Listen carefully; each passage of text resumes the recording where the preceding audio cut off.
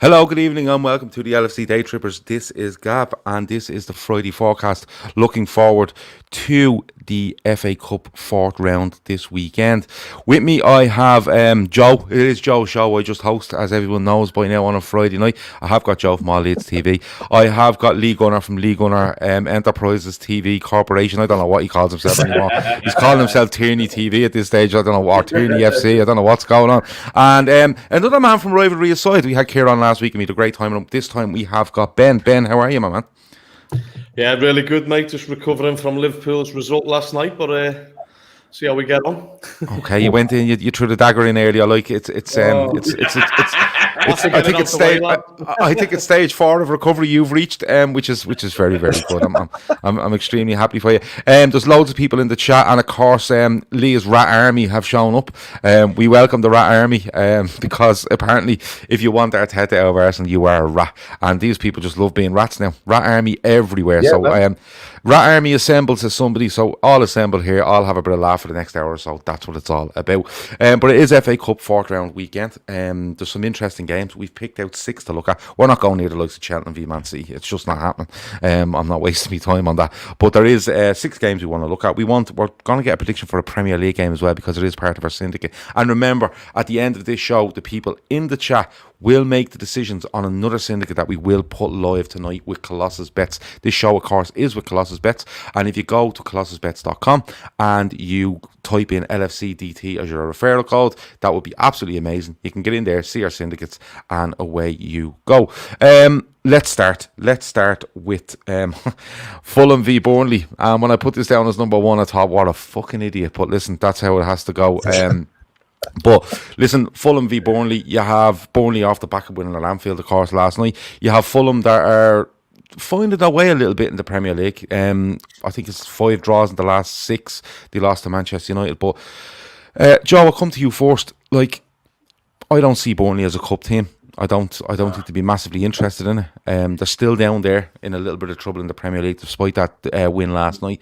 And Fulham, of course, it's staying in the Premier League at all costs. But you know, I think this might lead to an exciting game, because I don't know if they'll go very strong, both teams. And usually when both teams don't go very strong, you usually get goals and you usually get a bit of excitement. I don't think you can expect goals from a Fulham Burnley game, though. Just for I think you can. Really? Yeah.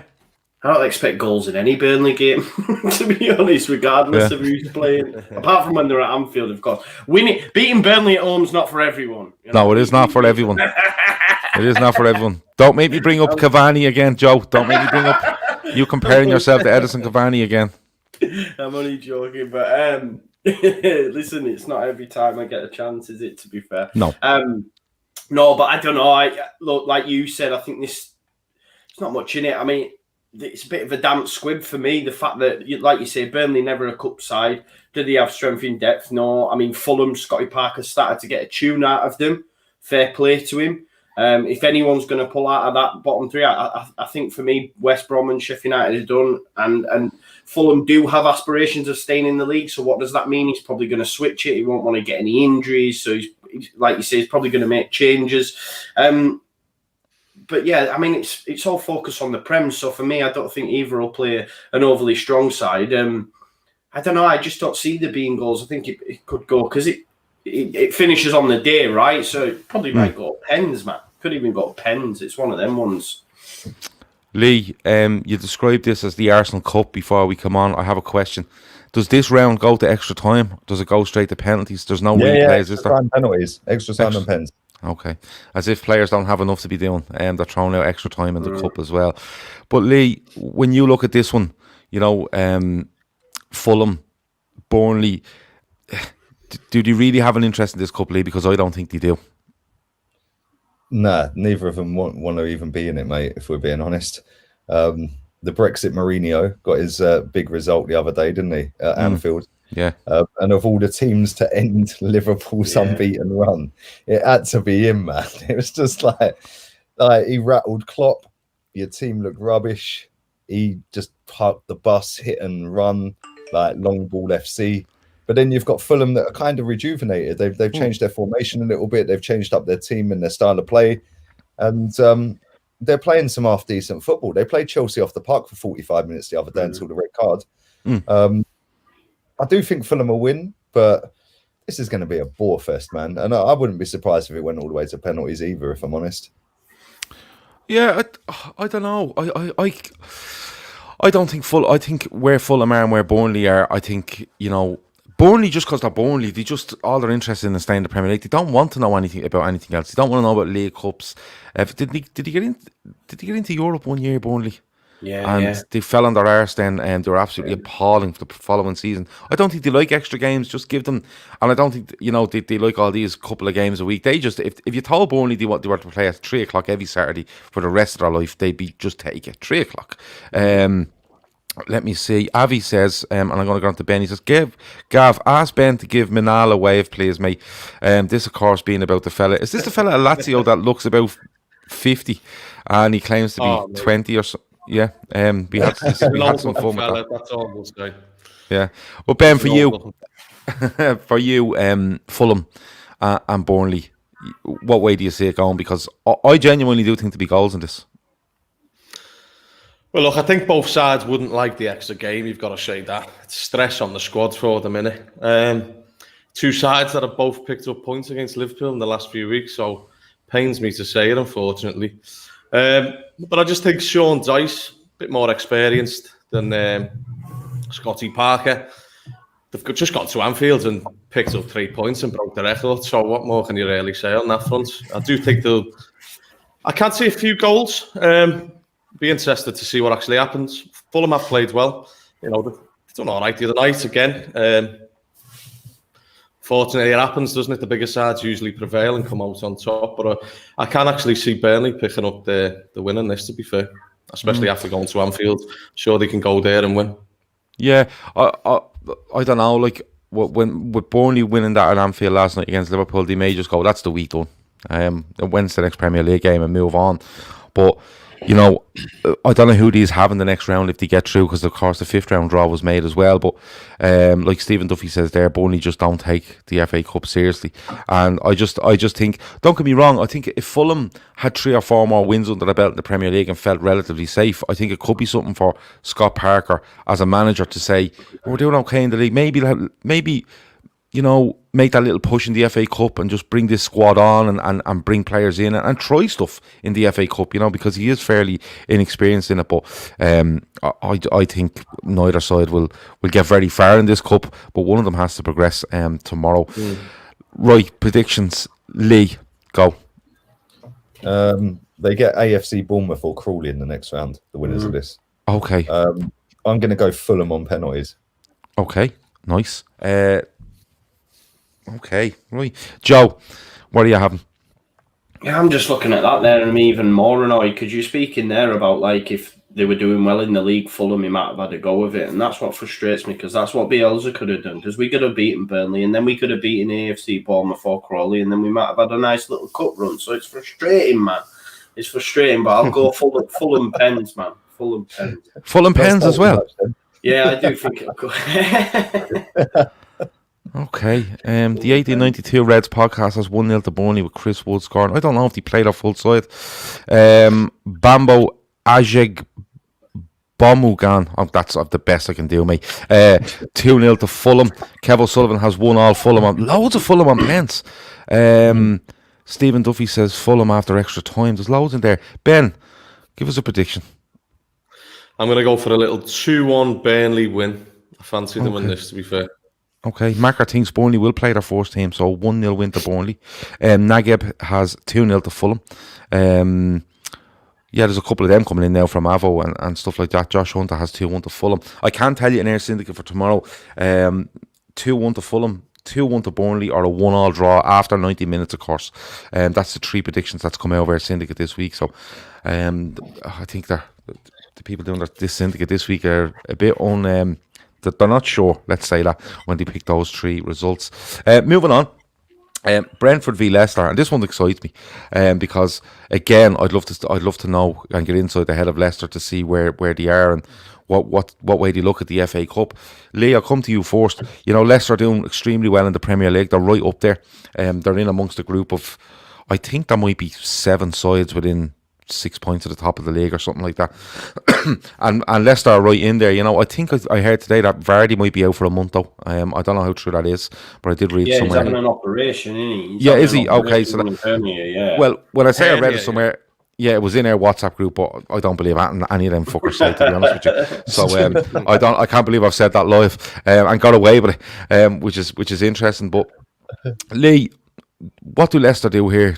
Do they go fairly strong and just keep the rhythm of what they're doing and look to get away from Brentford, or do they take a big risk and go second string and just see how it works out?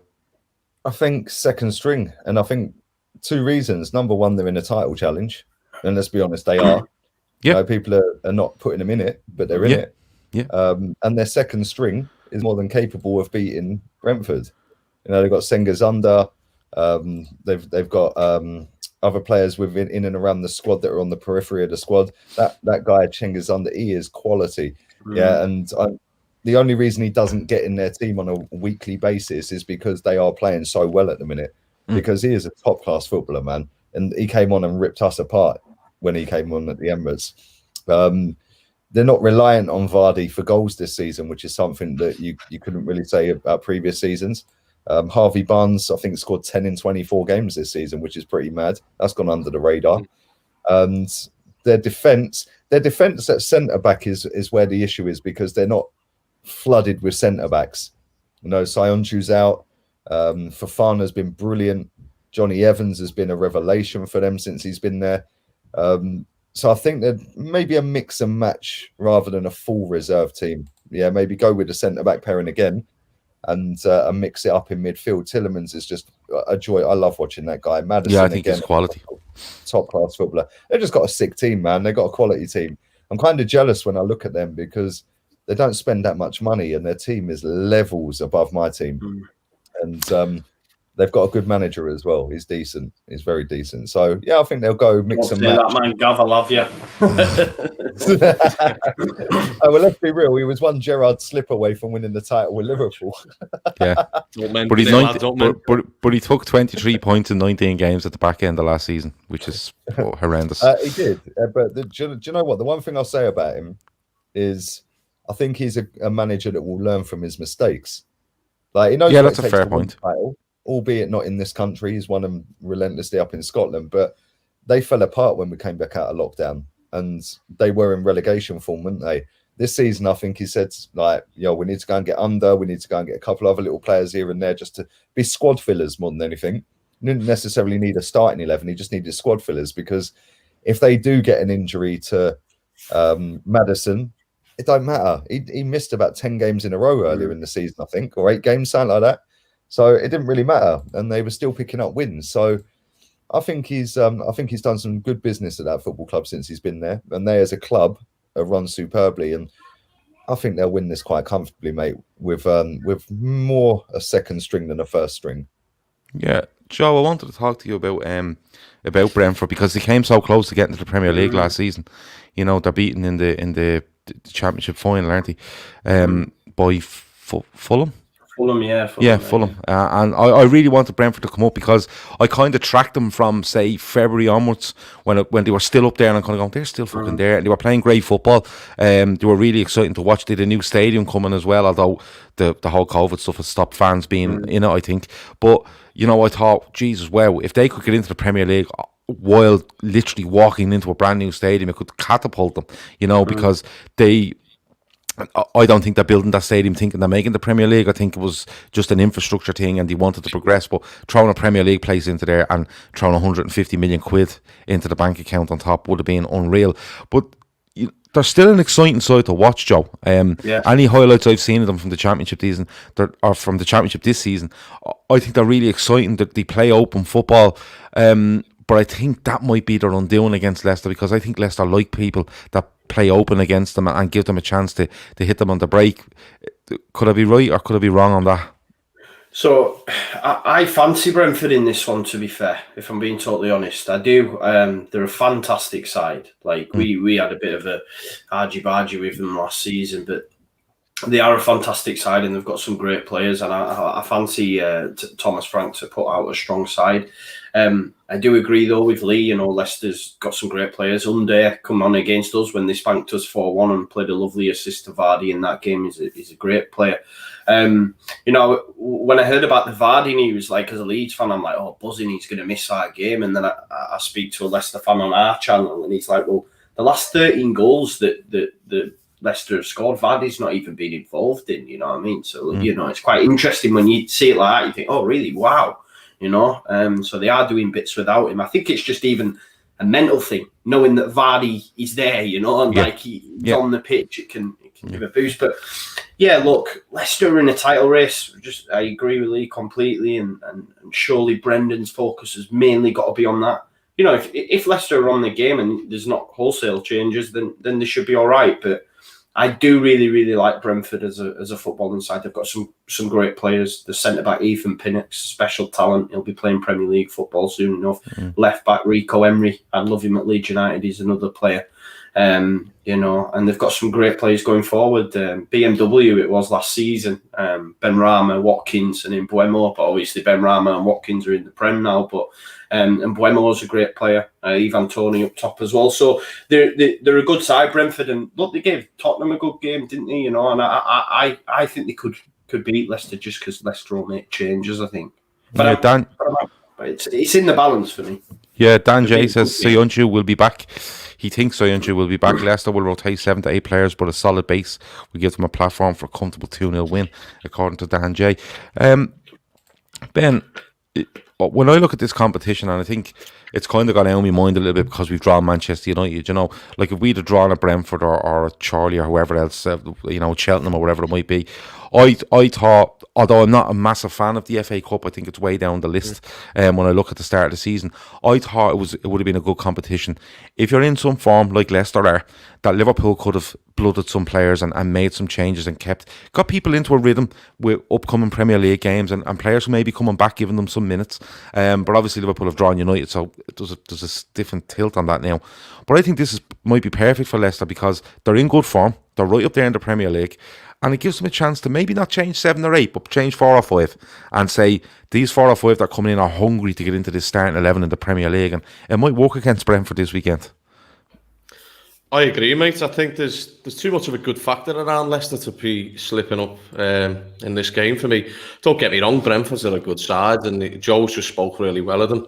You know, Benrahma was a cracking player for them and stuff like that. But I think, like you said, I just think they'll make 4 or 5 changes, just freshen it up a little bit, save a few lads for the league. But look at the players they've got there. You know, Tielemans, James Justin has been outstanding for Leicester this season. I think they're talking of him, you know, getting a game for England and stuff like that. And I just think there's too much of a good factor in the club. They are in a title race. They've sneakily rose to the top while the talk's been on Liverpool, City, you know, all the sides like that. Brendan's doing a very good job, you've got to admit. You know, with the budget that he's got, he's found some gems. You know, you look at the Castagna and stuff like this. He's been a great player for Leicester this season. And James Maddison's found his form again. So it'll be interesting to see if he keeps him in the side. But I just think this game, I think Brendan probably fancies it in the FA Cup this season. It's no guarantee in the Premier League, you know, with the likes of Man City and stuff like that. And, you know, the Liverpools, the Spurs still in there. But I think he's going to have a go in this. I do fancy Leicester to overrun Brentford quite a fair bit, to be fair. And it'll be interesting to see what sort of performance they go with. But I do fancy them to get a few goals. Yeah, Avi says, shouldn't Brendan try to win the FA Cup to show something for this Leicester team? I think if it falls right for Leicester, I think if Leicester were 7th or 8th in the Premier League and a cut adrift, you know, in kind of one of those limbo spots, you kind of go, he might actually push the FA Cup to the side and say, no, we have to push on here.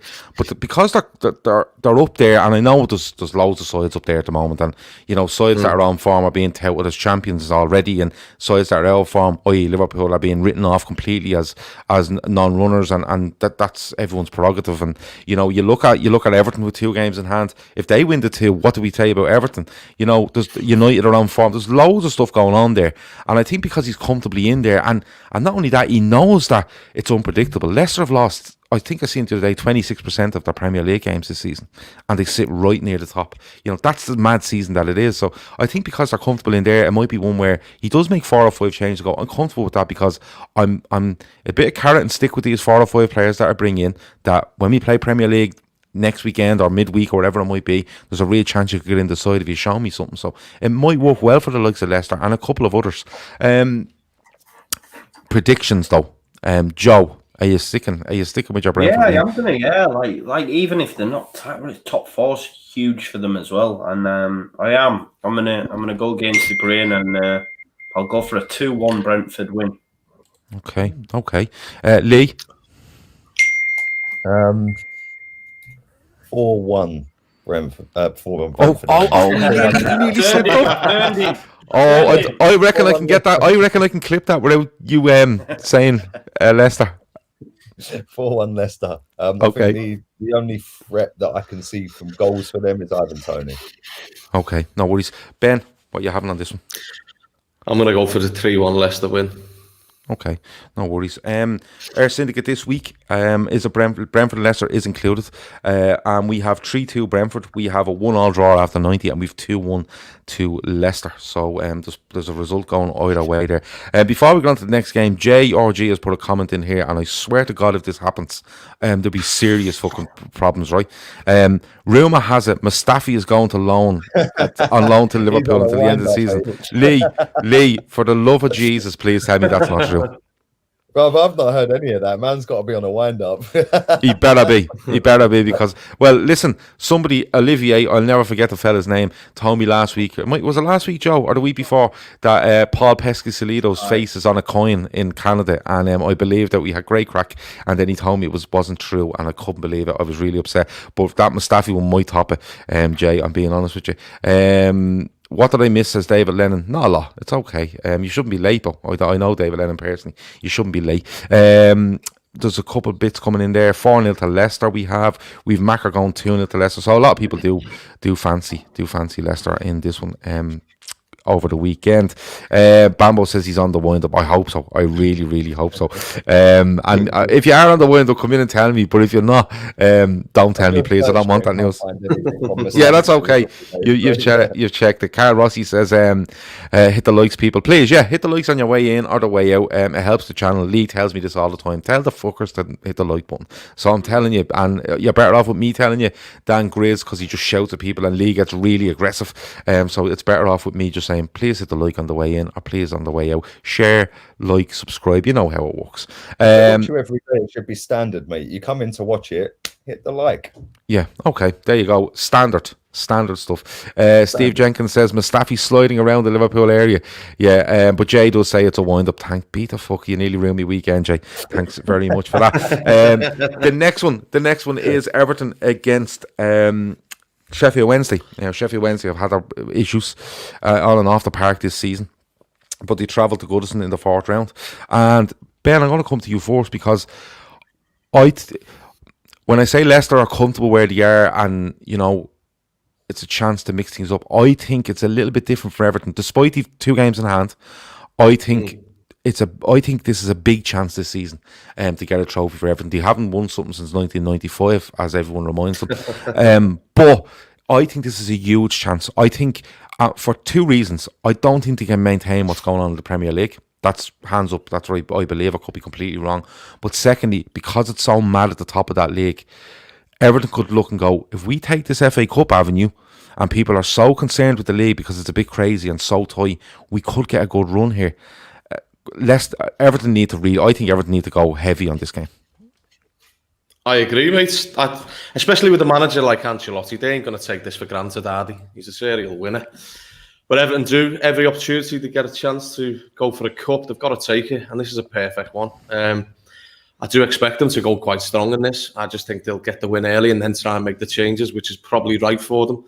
So I do expect them to play the likes of Richarlison, James Rodriguez, all that sort of stuff. They've got some great players. He's brought in Allen, who I think's been superb for Everton. He's a little bit of a rock in front of the back 4, isn't he? Unfortunately, T-Rex Arms is in goal, so you never know what he's going to do on the day. You know what he's like. He only has little arms for the shambles, isn't he? But I do, mate. I agree with what you're saying. I reckon Everton are going to go top heavy, try and get the goals and just get through this straight away. Okay, Charlie Hall is not having a bar of Everton. When Sheffield Wednesday on pens, Josh Hunter has got 2-0 to Everton. Joe, is there something that Everton should look at with regards to this game where, you know, as I said before, it is only the 4th round, but you win another 2 when you're in a quarter-final, and then anything can happen. Is it something that Everton should be pushing hard for this FA Cup? Because I see it as a real opportunity for them. Yeah, I mean, why not? I was just looking at Chef Wednesday because I know they sacked this not too long ago, and they've still got the caretaker manager in. I'm just looking there; he's won 4 of the last 5. You know, not dropped. Only drew 1 game as well, so he's got him in a decent run of form. But I think Everton will have surely far too much for Chef Wednesday. I don't rate them. I don't like them, to be honest. So I hope Everton do spank them. But yeah, why not? I mean, but again, it could be a little bit like the Leicester thing. Are they going to top 4? Will they make changes? Do Everton's second string? They definitely don't have as much as what Leicester do. Anyway, we've seen that whenever Everton lose key players, they go on. You know, look what happens when they lose Richarlison and stuff. They went on that barren run, didn't they? And you take a few out of that side and maybe play Sigurdsson or whatever. It just seems to crumble a little bit. So, but I still think they'll have too much for Sheffield Wednesday. So I fancy them to pass this quite easily. To be fair. Okay, Lee, before we talk between me and you about Everton and Sheffield Wednesday, Charlie Hall asks, Lee, did you persuade these lot to join the Rat Army? Well, before Lee answers that, I was on Lee's channel a couple of weeks ago. We had a lovely chat over cans of Guinness for 2 hours, and I ended up being invited to like membership meetings and all sorts. I think I'm an honorary member, haven't I? Yeah, you're sworn in, bruv. Yeah, you're sworn in. You're secret handshakes a member of the Rat Army. Yeah. And, I didn't invite him. Do you know what? I'm not going to say the person's name because I don't want to highlight him. Yeah, but he gets a lot of traction on somebody else's channel, and said that anyone who doesn't like Arteta and wants him out is a rat. So I just took it upon myself to say, because I don't want him out, I'm just going to put Master Splinter in the top corner of every single one of my streams. And everyone who watched me every day just jumped on it, and I've made the rat emoji popular, bruv. So yeah, and the funny thing is, the Chinese New Year that's just coming to an end. It's the year of the rat, is it? Year of the rat. It's all going well. It's all going well. But no, I was on that channel, and yeah, I was invited to members meetings. It was all happening, and I haven't received my Rat Army badge or folder or whatever it might be, welcome pack, but I'm sure it'll be on the way. Lee Farrell says that Lee Gunner has DT rattled. Maybe he does. I did see an interesting Twitter conversation going back probably a week or so ago. It was late at night into the early morning, I think it was, and it was hugely entertaining. Between 2 people having a conversation on Twitter whilst not tagging each other. It was absolutely fantastic. But Lee, now I'm just getting there. I'm going to have a look back. Yeah, I'm sure Lee can give you the timestamps, but all tweets have been deleted, mate. I shouldn't have done what I did. So listen, sure, look, it's Twitter. It's not real. But this one, Lee, Everton versus Sheffield Wednesday. You have to fancy Everton strongly, don't you? I think it has to be a competition that they look at and try to target. Mate. Proper manager. He is got Everton rocking this season as well, and I agree with all of you guys. Like, their second string's not as good as Leicester's second string. Yeah, but I think they still have too much, and I think that it was a weird signing for Sheffield Wednesday to sign Tony Pulis in the first place, only to sack him about 40 odd days later or whatever it was. It was just weird. Like, I don't really get it. But I like Everton as a football club, and I know that's going to upset you Reds in the chat. I don't dislike them. Like, and now they've got a good manager in charge. I keep an eye out for their results a little bit more than I used to, but I like their stadium as well, if I'm honest. I know you lot hate me right now. No, you keep going. Yeah, but no, I don't dislike them as a football club, and I always want. Now they've got Ancelotti there as well. I wish them well in that, because they have got a manager who they're punching well above their weight for getting. Yeah, he should be Arsenal's manager. Yeah, not Everton's manager. And look at where they are. If they win both their games, they're 2 points off top. Mm-hmm. So I do think if they get through this round, I just had a look a second ago. If they do get through this game, then they end up with Wycombe or Tottenham. Yeah. So I think this round it'll be a win regardless of what team he puts out, man. And listen, like it's always a big miss when you ain't got Richarlison in your team, like you said. But you know they could put Bernard in this game and still win it comfortably if Richarlison needs a rest and stuff for league games. So Sigurdsson's a bit of a downgrade on James, but yeah, man, they'll walk this game. They'll walk it. It'll be a comfortable little stroll around the pitch on a Saturday afternoon. Okay. I will say that they played. Was it Rotherham in the last round? And was it Rotherham? And I think they only won it late on. But I do fancy Everton. Ben, give us a prediction on this one. An easy 3-0 win for the Blues, unfortunately. Okay. Joe. 2-0 through team. Okay. I've just copped, Joe, that you have to hate Sheffield Wednesday because you love Sheffield United. No, you give up, man. You do. You do. No, you fucking love Sheffield United. I don't. Listen, I respect them. Every week, I don't know if it's love or it's a deep hatred because every week he keeps going, I fancy Sheffield United this week, and he lose. And then one week he wasn't on this show and he fucking won the first game when he didn't get to predict. So I don't know whether it's actually a reverse psychology thing, but I understand now why Joe deeply hates Sheffield Wednesday. Like Sheffield Wednesday anyway, man. There is yeah. They think there are rivals, but they're not. Yeah, fair enough. No, that's no problem. Lee, give us a prediction. 3-0 Everton. 3-0. Okay. Alex says Gav is saving the cans for Sunday night. Alex, I regret to inform you that I'm off the cans. As I told the lads last night, I'm cutting weight for my next fight. So so I'm off the cans. So no cans for Gav. So there you go. McGregor? No, I don't know. I haven't decided who I'm fighting yet. I might look at the UFC over the weekend and just pick one of them out, one of these chumps, and ask them for a straightener somewhere. So we'll see how it goes. But no, seriously, I am. I'm trying to be healthy. I'm not fighting anyone. I'm trying to be healthy. So the cans have been knocked on the head for the next. You didn't go to the shop before the stream started. That is not true, Lee, and that is something that would easily be taught and quite true most of the time. But it's very rare I wouldn't have cans in the house. But the reason there's none here at the moment is because I genuinely am off them for the next month or two. So Jurgen, until I'm allowed to play golf again, I will be off the cans because if I go on cans with the amount of lockdown that's going on and the lack of golf I'm playing, I won't be here very long, I'm being honest with you. So there you go. Gav versus Grizz, UFC or boxing. He wouldn't turn up. You're joking me. You know what I mean? If I was fighting Grizz in UFC or boxing, he'd ask me to collect them on the way. You know what I mean? He'd ask me to dress him. He'd ask me to do his gloves. He'd ask me to do everything. Grizz is off his rocker. Let me see. Oh, here we go. Some love for the channel from Carl Rossi. He says, Poirier second round knockout. I've talked about, we'll have a chat about it later because if you're into UFC, but most fellas I ask feel that McGregor's going to just upend him in a couple of minutes, but we'll have to wait and see. Game 4, Wycombe versus Tottenham. Of course, the winners of Everton versus Sheffield Wednesday, we now know, thanks to Lee, play Wycombe or Tottenham. And Lee, I'll stay with you.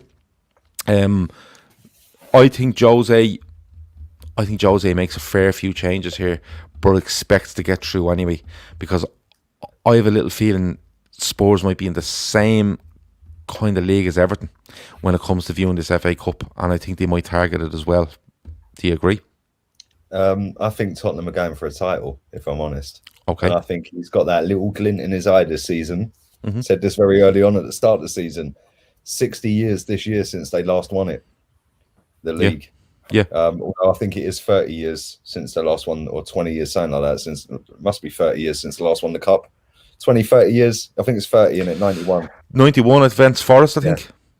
Was that the year Gascoigne scores the mad free kick against Arsenal? There, mate. Okay, sorry.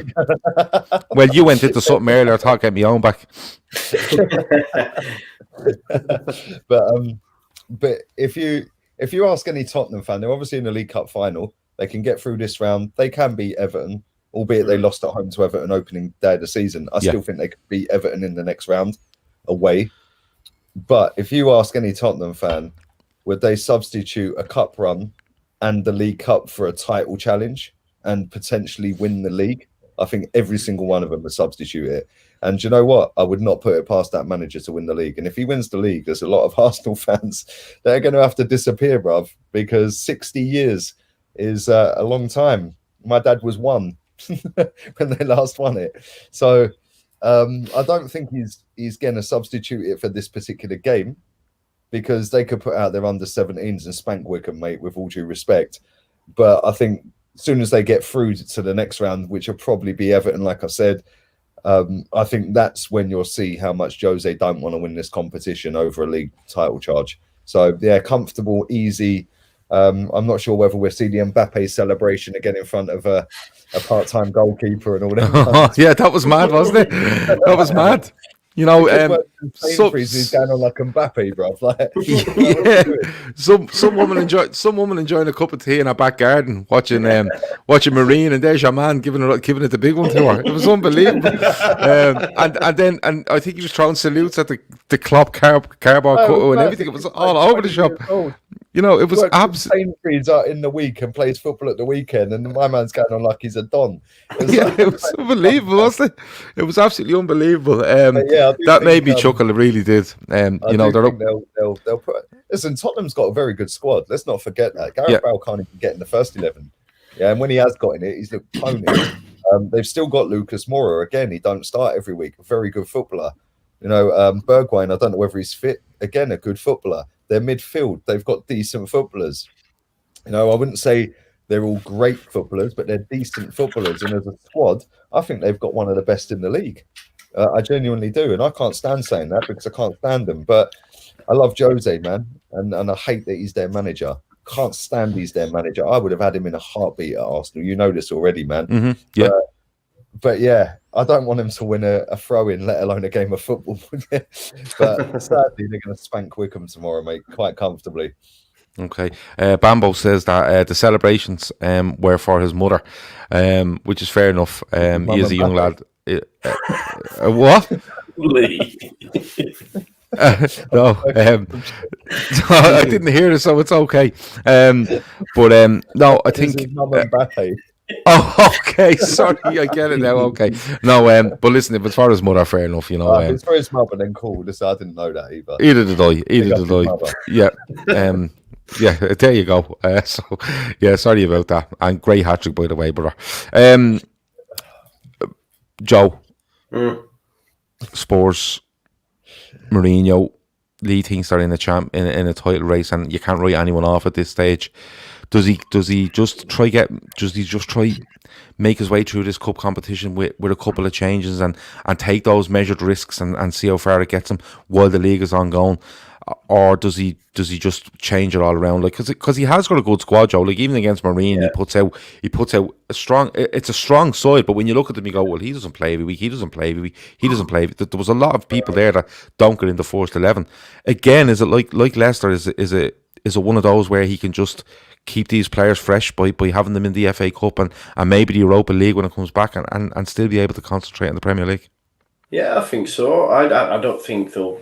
I don't know about winning the league and stuff, but I do know one thing for sure, that they will win a trophy this season. I've said it since the start, because that's what Mourinho does, whether or not it's the Carling Cup. I think he might have a go at the FA Cup, you know, as well. Why not? You know, and you make changes, but like you said, the likes of Bale will probably play if he's fit. Vinicius up top, you know, and they've got a decent squad all round, and he will play a strong side, and it wouldn't surprise me if you still see either probably some, to be fair, players like that on the bench just in case it don't go well, you know what I mean? So but look, Wycombe are at the foot of the championship, not going great at all. Probably already resigned to the fact they're going down, so maybe you might see some sort of uplift, you know, big game against Spurs, let's give it a go, you know, and hide into nothing anyway.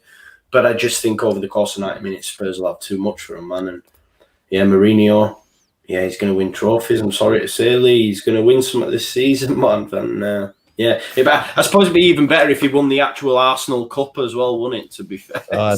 Less of that chat, bro. Can we not invite this guy back on? What do you mean invite? It's his fucking show. I'm only here to host. I keep telling you. But Carl Rossi says Mourinho's always dangerous, and more so when people sleep on him, and that's a fair point. People are. talking down Spurs a little bit. I think Matt from the Tottenham blog that's on here a couple of times feels that the people are sleeping on them a little bit, and I think that suits Mourinho. I think it does. I think it suits Mourinho, because the less you talk about Mourinho's style of football, the better he's getting on. You know what I mean? The more the less it's in the when it comes up, it's usually because it's failed. You know, and when it doesn't come up, he's going about his business, and I think that might suit Spurs, simply because of the record they have when they have been up near the top and how the season has ended. But Ben, I'd make Spurs heavy favourites for this, but with the changes that they make, they should still have enough, because I am thinking the likes of Mora, Bale, there's a couple more there, you know, and you can drop in some centre halves, you can change your goalkeeper, Joe Hart might play. They have to be heavy favourites here. Oh, massively, mate. And I'm same as the boys. They've already just give all the main points. I do fancy Jose to pick up a trophy somewhere along this season, unfortunately. Sorry to say, Lee, but I think they are going to finally pick up a cup. He is a top manager. He knows how to win, doesn't he? And he's just an awkward bastard to go against, isn't he? He plays that awkward game. But I think they're going to be top heavy. I fancy Vinicius to come in again. We'll see if he smashes the ball through the net from 1 yard out again. So be interesting to see how he does. But he's got a good opportunity to rest a few of the boys, hasn't he? But they're going to be far too powerful for these, aren't they? And like Joe said, the bench is going to have all the big hitters there. If they do start getting a bit sloppy, they're going to come straight in, and I'm sure they'll just ease the game out. But I fancy them to put a few goals past these, to be fair, and a few Vinicius 1 yard bangers. Nice one. I hope if he does a celebration, he does it for Lee this time. I don't know what he do. I don't know. Does he take his top off and there's just a big rat on his t-shirt? Yeah. So there you go. Or just loads of Lee's deleted tweets on his t-shirt or something like that. It'd be amazing. That'd be the crack, wouldn't it? But sorry, Lee, I'm absolutely burying you here, haven't I? But you don't give a shit. I know you don't. So no, I know you don't. It's absolutely fantastic. But come on, we go for predictions. Ben, I'll let you go first. 4-0 Spurs. Okay, Joe. 2-0. Okay, Lee. Ooh. 5-0. Wow, that big. Okay. I'm way off it, aren't I? You've been predicting Sheffield United wins all season. I'm not surprised. No worries. You want to make them a win now, and we'll all look like idiots. Yeah, but you'll be delighted. So I'll be buzzing. It's a win. yeah, but then they go and win the league for the first time in 61 years, and you all have to disappear. Man. So there you go. Joe Campbell has 5-2 to Spurs. 5-2. Yeah, that's relevant. Yeah, but people laugh at that. I think that could be a score. I think that's worth a little punt. Stephen O'Connor has 3-1 to Spurs. Josh Hunter's gone for 3-0 to Spurs. So, but Barry Devaney on the fighting, he says Akinfenwa with the superplex. Harry Kane, which I don't know. It should be on. If that's happening, it should definitely be on pay-per-view. That's all I will say to you. Right, Game 5, Lee, you're up. Here we go. Southampton versus Arsenal. Here we go. Yeah, your time to shine. Here it goes. Yeah. You only have one chance and one chance only, and you will be judged at the end of it. Lee, Arsenal, you know, we spoke on numerous occasions, both privately and on shows and stuff like that, about Arsenal, and you know they were going through a torrid time. I was only talking to them. I was only talking to you, Joe, about them the other night, weren't we? On the Premier League chat on your channel, and people are bigging up Arteta. And I'm going to be honestly, and I'm still where I was a couple of weeks ago. I still think he's had a kind run of fixtures. I think that the youngsters have fell into his lap because he's being forced to use them rather than him being some sort of messiah and bringing them in. And I still think I still think he's a bit of a spoofer. But what do you think going into this weekend? Does he need an FA Cup run? Because you've just called it Arsenal's Cup. If he goes out in the fourth round, it's like the Arsenal fans will bleeding implode. Oh, they won't know. That's the problem, Gav. They won't, because it's a Mikel Arteta. Any player we're linked to, if Arteta wants him, he's amazing. We were linked to Houssem Aouar all summer. Every single tweet I see on my timeline was Houssem Aouar. It got to the point where I was bored of making videos talking about us linked to Houssem Aouar, bruv. It was literally every day. And it got to the point where I was like, I don't even want him. Yeah, if the majority of Arsenal fans want him, I go the opposite way. Yeah, it's true, because they ain't got a clue what day it is, mate. Yeah, they were all telling me back when we beat Wolves that Adama Traore was worth 80 million quid. He scored 1 goal in a year since. Yeah, come on. He is a spoofer. You're bang on. He's very good at PR. He's very good at manipulating. He's very good in press conferences. This is our cup. I do expect us to win it, but this is the only competition, right? And every time I've been on here, I've been very, what's the word?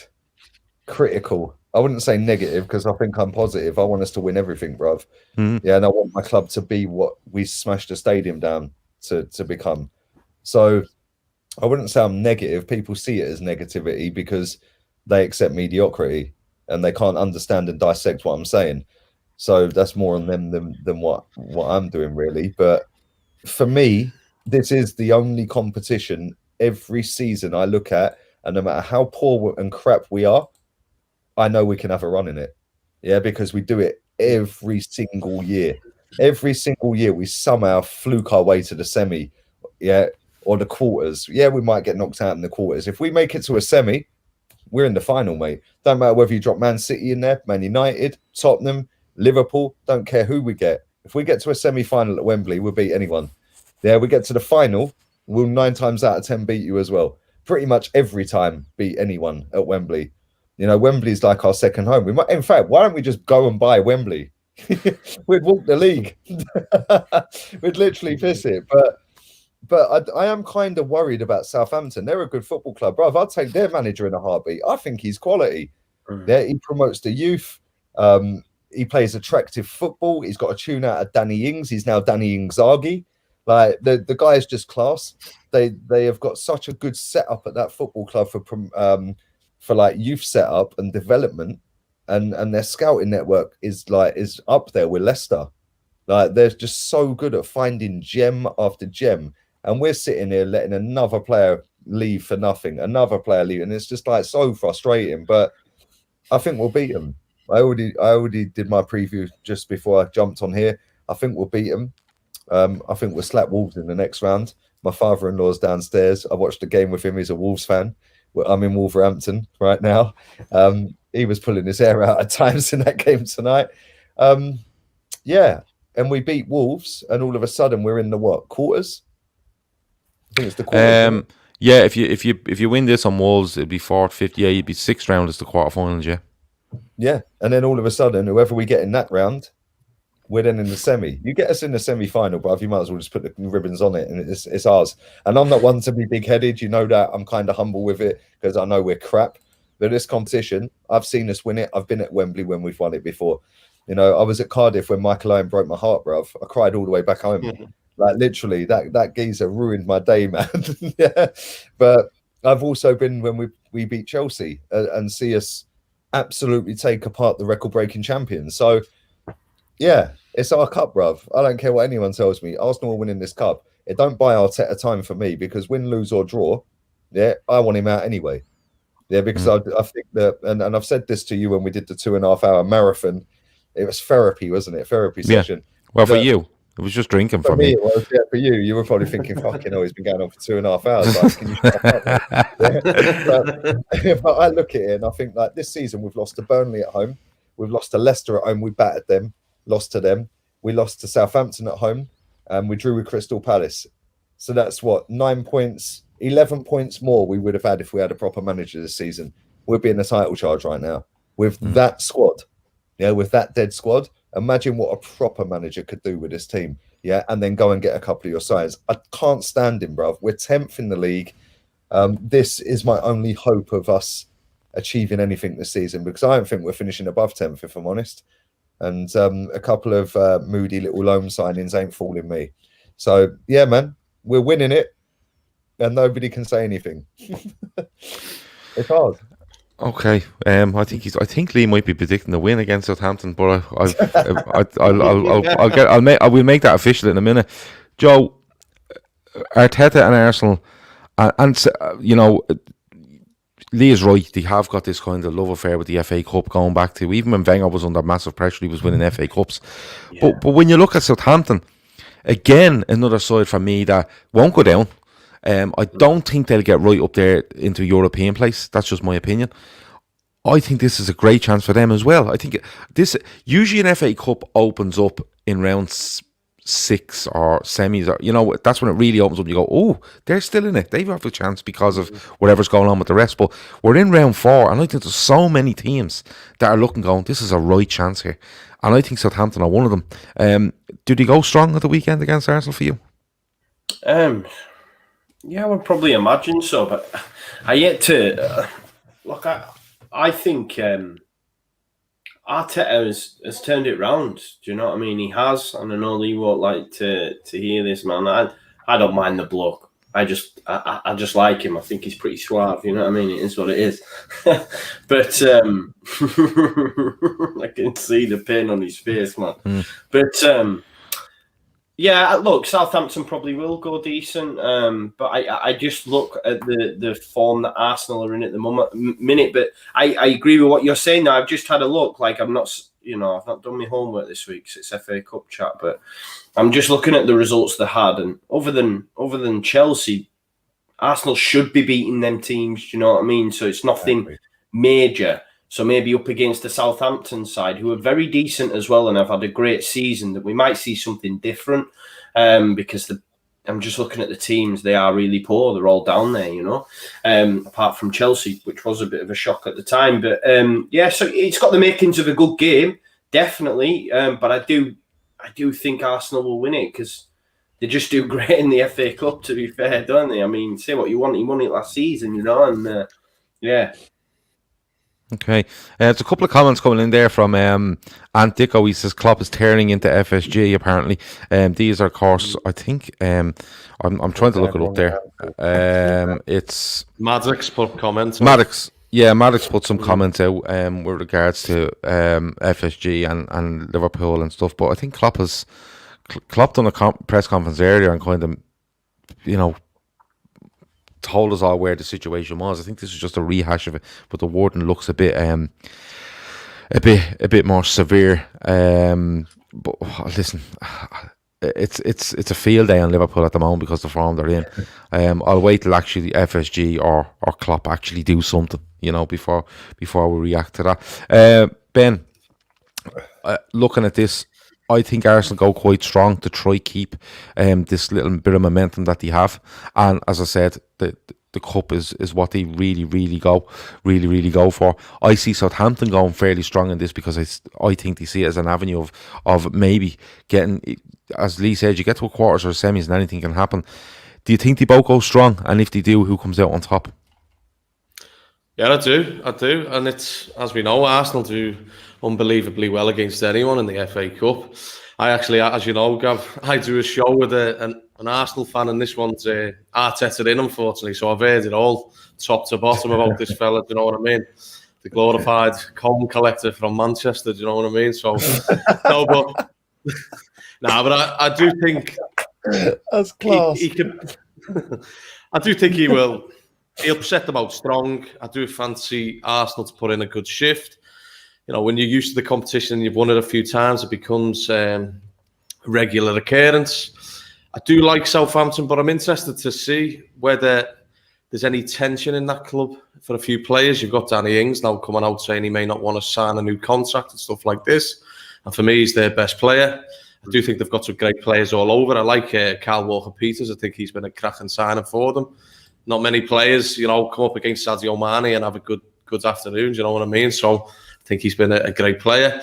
But I fancy Arsenal. I don't think it's a massive win, but I do see them coming out on top, and I fancy them to put in a good shift.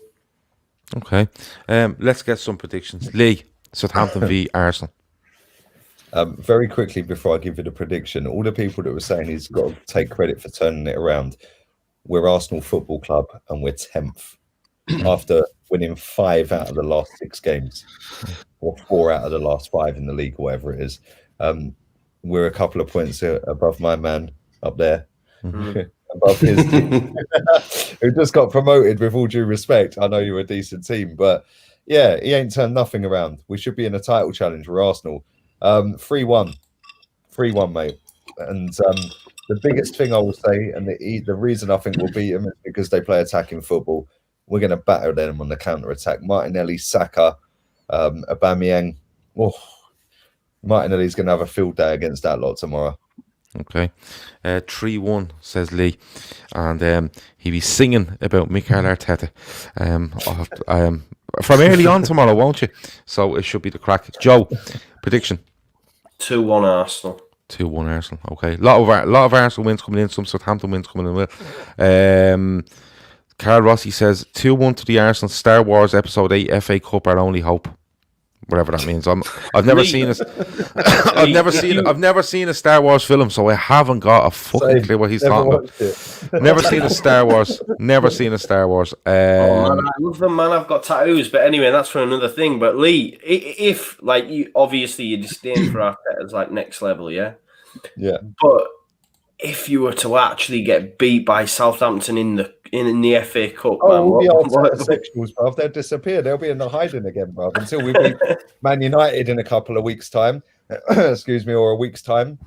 And if we beat them, it'll somehow be we've beaten United trophy, bruv. Arsenal fans are a weird breed, bruv. Yeah, real talk.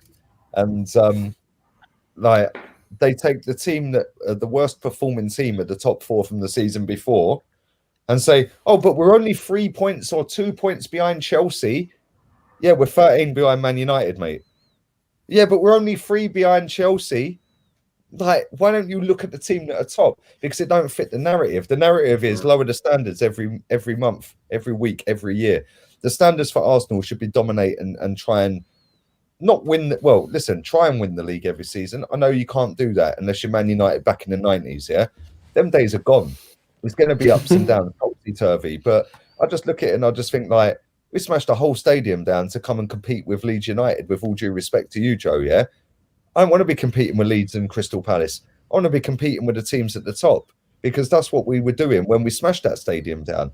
Then people are telling me, oh, but trust the process. There is no process. It is a PR-ocess, bruv. It's PR, yeah? There is nothing other than PR coming out of my football club. You got journalists. And cut me off if you think I'm waffling, by the way. Yeah, we've got journalists and did a press conference this week, on Thursday, and said, now that Frank Lampard's struggling, how happy are you to see that he's getting the heat and it's not on you anymore? Yeah, we're playing Southampton, mate. What's that got to do with anything? The very next question was, are you smiling in press conferences now because it's another victim and the media have gone away from you getting the heat? What's that got to do with Arsenal Southampton? Yeah, they literally asked him about 3 questions about the game, and they're all in it together, bruv. I am absolutely sick to death with everything involving my football club. Hate the fans, can't stand them. They're a massive reason. No, I don't care, bruv. I say it every day. I don't care. I'll take all the heat. I got thick skin for a skinny boy, bruv. Yeah, right. the owner doesn't put heat on the board, so then you got to expect the fans to put heat on the board. But the fans sit there and lap up everything. Oh, but yeah, we signed Rob Holding to protect his value. He already had 2.5 years left. He's worth 10 million quid, whether he's got 110 years left. Yeah, he ain't worth no more than 10 million. So what are you talking about, protect his value? We then terminate Socrates' contract, which, listen, I don't disagree with that. But why didn't we sign him up to another 6 months or a year to protect his value? Yeah. Then you get Odegaard. This is a guy that's played 300 minutes of football this season for Real Madrid. 300 minutes, which equates to what? 3 and a bit games. 3 and a third full games, yeah? This is apparently the saving grace for our season now. Embarrassing. Last week it was Buendia. Yeah? The same guy who scored 1 goal for Leicester, for Norwich last season in the Premier League. Oh, but he had the 4th most created chances after Kevin De Bruyne. Yeah? Guess what? 9 of them were big chances. Out of them, he got 7 assists. So what happened to the other 80 that he laid on a plate? Oh, they weren't laid on a plate because they were the wrong chances. They were half chances.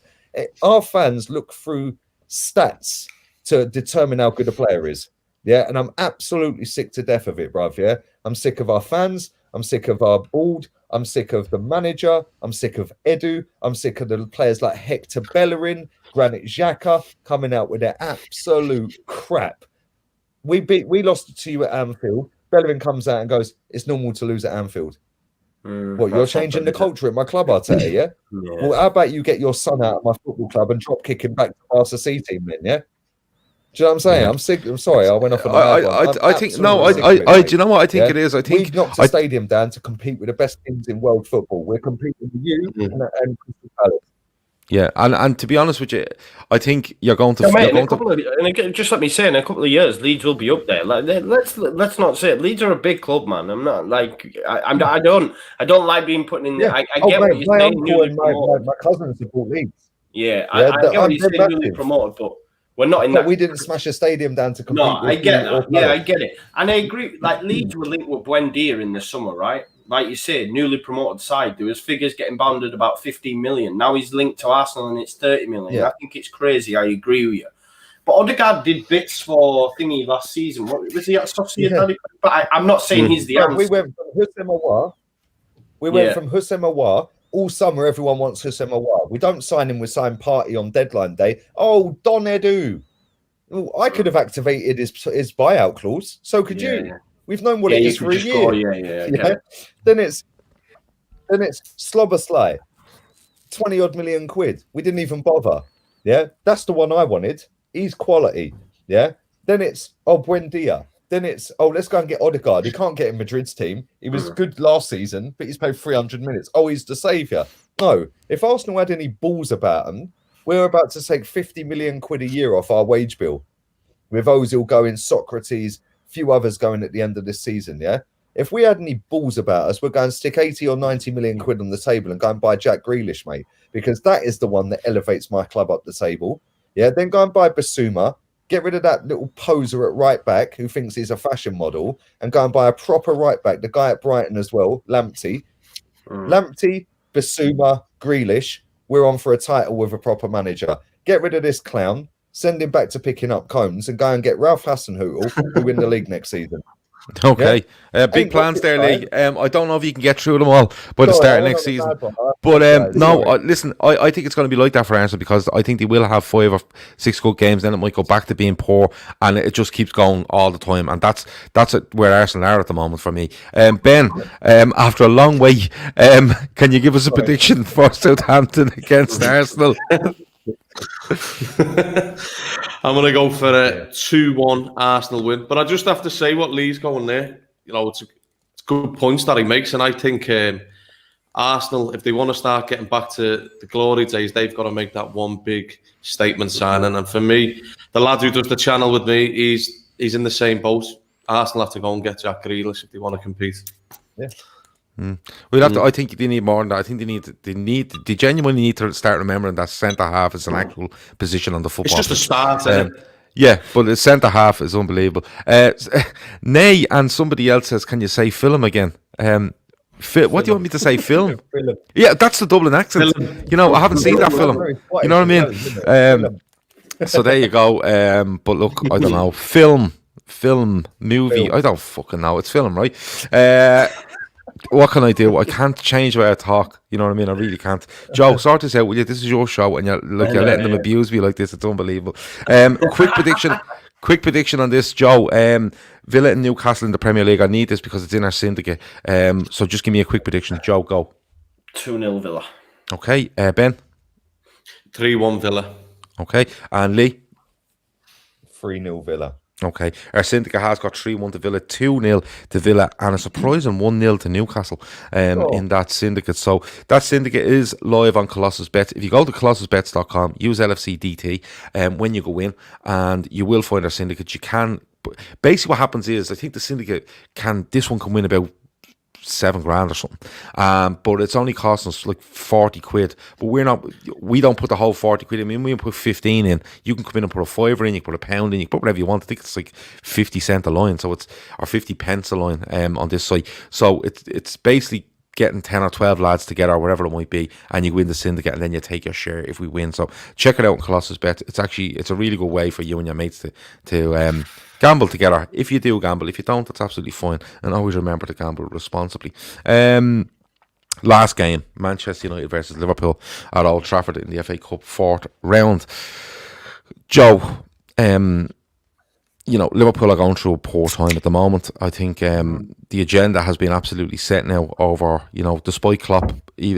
Klopp has come out and said we're a little bit off up front. He knows what's wrong. Decision making isn't great. We have got injuries, absolutely. But I don't. No, that goes down the list of excuses for me.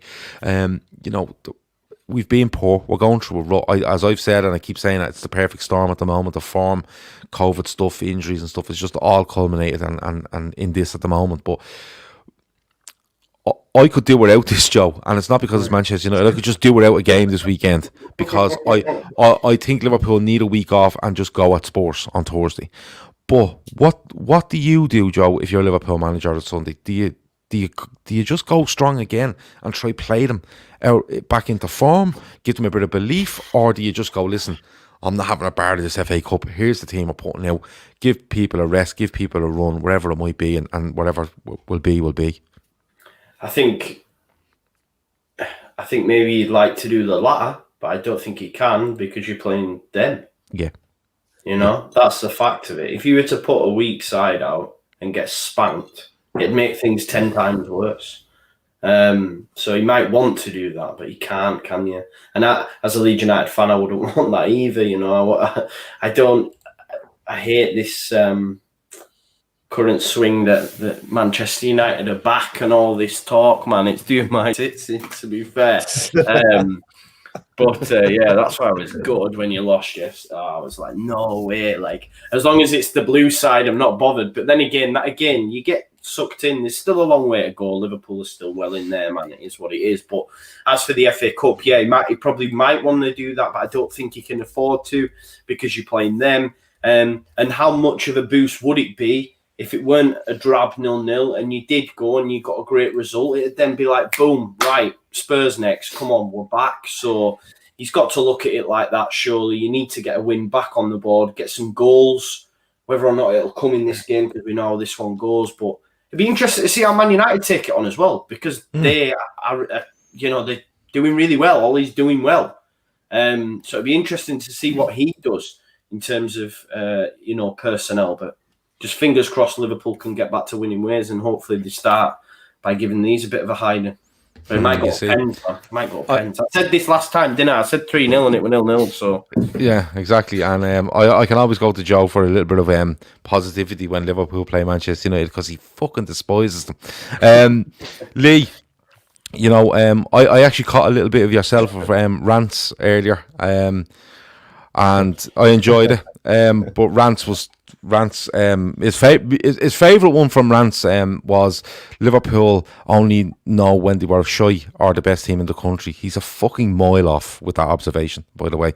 I can't lie. I can't lie. I was cracking. He was on fire today, bro. Well, he's turned. Well, my favourite bit of it was he said, "Look, Liverpool, they've either been shit or the best team in the country. They don't know any in between. They don't know what it's like to be like this." And he's going to be on air next every week. I'm here every fucking day of the week, Rants, if you want to come and chat about it. Every fucking day of the week, twice on Sundays if you want.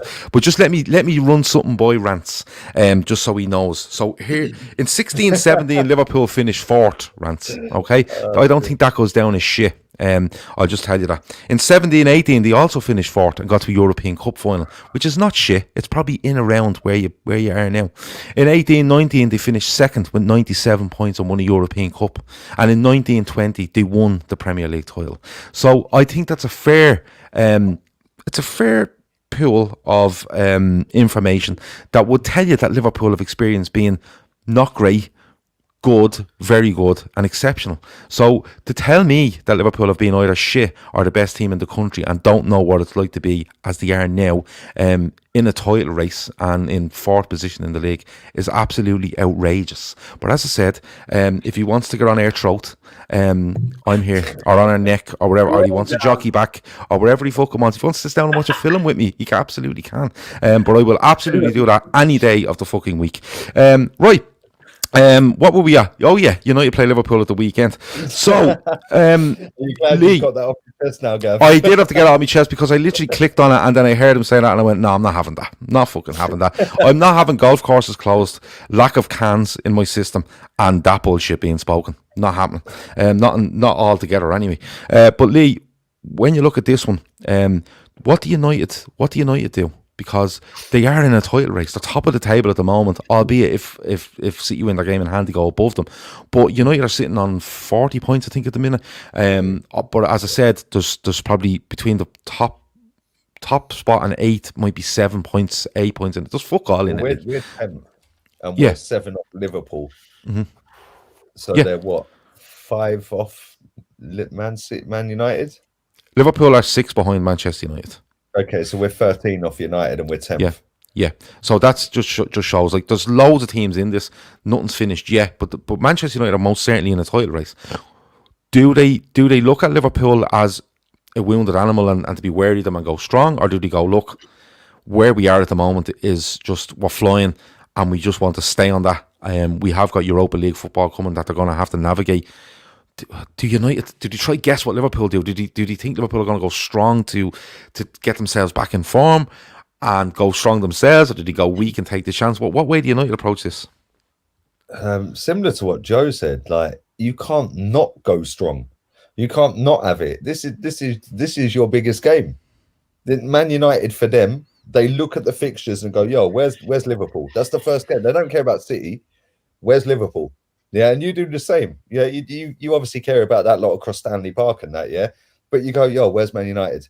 Yeah, you can't afford to not take this game seriously. And I was shocked at how how Man United didn't take the game to you at Anfield the other day. It was never going to happen. Jordan Henderson at centre back, and they're not putting Cavani in that starting 11. Yeah, like man's elbows everywhere, bruv. Yeah.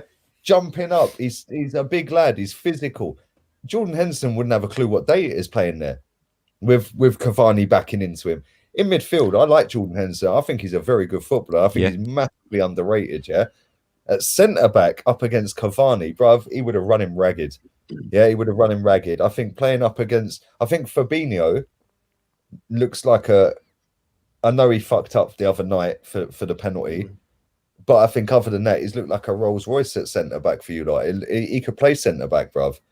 Yeah, no drama. Yeah, Jordan Henderson ain't a centre back, and I know he's only played it a couple of times, but I'm baffed that you didn't go out and sign a centre back in the summer anyway. Mm-hmm. Yeah, because I thought that was an area that you massively needed to strengthen. Yeah, because you were one Van Dijk injury away from collapse, and I know that sounds like a bit of an over exaggeration, but the thing Van Dijk, and I put a tweet out about this yesterday, the thing Van Dijk brings to your team is cool, calm, collected. He raises the game of everyone around him. Yeah, and he allows you to push up a little bit further, which allows your midfield to push up 20 yards and allows you to suffocate them. Yeah, the opposition on the edge of their box, in and around their half. Yeah, so then bang, bang, bang, pass, and you're in. When you play, and this is what Rance was saying earlier, and I can see how you get the ump as a Liverpool fan watching him earlier. He was on it, bro. Oh no, don't get me wrong. I love Rance. I love him, and he's been on this channel a couple of times. I've spoken to him before shows and after shows because he's been on with Grizz, and I love him. He's great crack. He really is, and I've nothing but respect for him. He's great. But when I listened to that segment, I thought, no, I'm not having that because he might be just for banter purposes. It may be. But it's lawyers. So when it's lawyers, I'm going to pull you up in it, whether it's him or anybody else. What, though, Gav, right? Honestly, I look at Liverpool and a lot of the stuff he was saying was banter. A lot of the stuff he was saying was facts. Mohamed Salah, the amount of times I've seen Salah get the ball, not just this season, but just run diagonally in a straight line. Yeah. The other night he did it against, I can't remember what team you were playing. It wasn't Burnley. I'm sure it might have. No, it wasn't Burnley. Can't remember what team you played before Burnley. But he's got the ball on the left side. You know he's going to come in on his left. There's 3 defenders in the box, and he runs straight into all 3 of them. You're never getting through them, mate, because you can't dribble. Yeah, you genuinely can't dribble. You're not a dribbler. You're a pacey guy that when you've got 20 yards worth of space, you can run at people. They know that you're going to go on your left, very much how everyone knew he was going on his right. But his left foot is so good that 9 times out of 10, as soon as he's on that left, you can't stop it. Yeah, it's in the back of the net. Whereas this season, I think a lot of teams have sussed now without Van Dijk, without your 2 centre midfielders in midfield, Gini Wijnaldum and Shaqiri and Minamino, yeah, and whoever else you're playing in midfield, bruv, they're just not on the same level as Wijnaldum, Fabinho, Henderson. That three don't score goals, but that three is your hub. That's your team. And then you've got Van Dijk pushing everyone forward. And between them four, you suffocate everything, bruv. And that's why you dominated this league. I know you didn't win it the season Man City just pipped you to it, but you were the best team that season and you were unlucky not to win it. Yeah, you played some great football. In fact, you actually played better football that season than you did last season. Yeah, correct. Yeah? I agree. You were battering teams that you did last season. Yeah, but I feel like Van Dijk's the biggest miss for you. And just coming back to the game, I'm shocked that when they played you the other day, they didn't go for it, because I think they could have done you if they wanted to. I think that they, as a squad, have a better squad than Liverpool. Well, the funny thing is, they've got a better squad in my opinion. The way I look, they've got a worse manager, number one, and they've got a worse starting 11 because he ain't got a fucking clue what his starting 11 is, bro. He changed it. He's shoehorned players into the team. I think if you put Liverpool's forced 11 up against Manchester United's forced 11, Liverpool are better. United have got some good backup. I think Liverpool are good. I think Liverpool have a better squad. I disagree with you, but I don't think there's a lot in it. I think the manager. I think the manager situation is a good point. But the way I looked at that Liverpool versus Manchester United game from last weekend was, if Liverpool went to Manchester United and Scott McTominay and I don't know, Nemanja Matches was playing centre half for United and we came away with a 0-0, I'd be going, what?